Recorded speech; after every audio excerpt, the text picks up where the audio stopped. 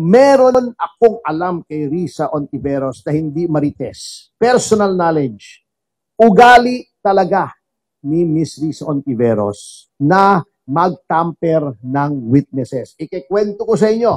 You remember noong time ni Pangulong Duterte, yung si Kian, yung nabaril ng mga pulis. Oh, yun.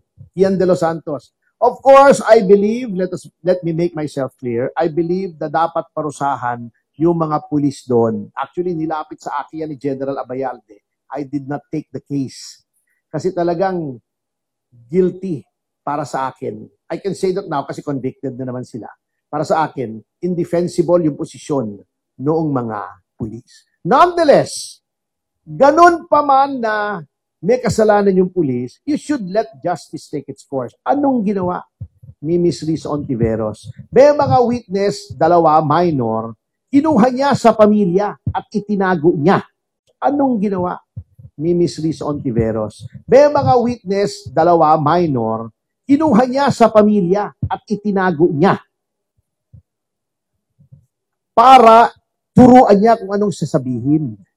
Which for me is objectionable. Kaya na-involve ako, the father of one of the witnesses went to us, meron kaming grupo, yung Citizens Crime Watch, nandyan yung aming Pangulo, nandyan na ba si Mr. Magpantay is here. Pantay siyang national president namin ng Citizens Crime Watch.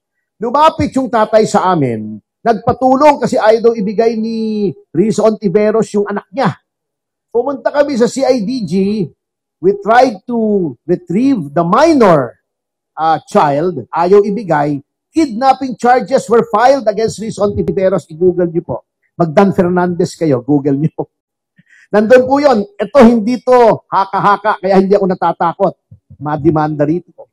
Totoo po yan, nandyan. May kidnapping case final kami ni former Congressman Jing Paras against Risa Ontiveros.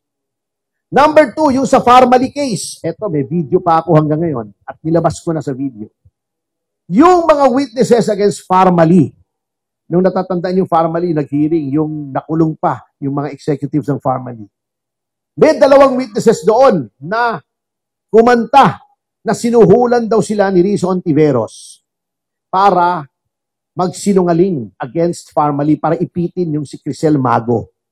On record yan, may affidavit ako niyan ng mga witnesses, under oath, kaya hindi rin ako nakatatakot sabihin. Ako rin po ang nag-handle because I was the lawyer for one of the executives of Farmally. So personal knowledge ko rin po yan.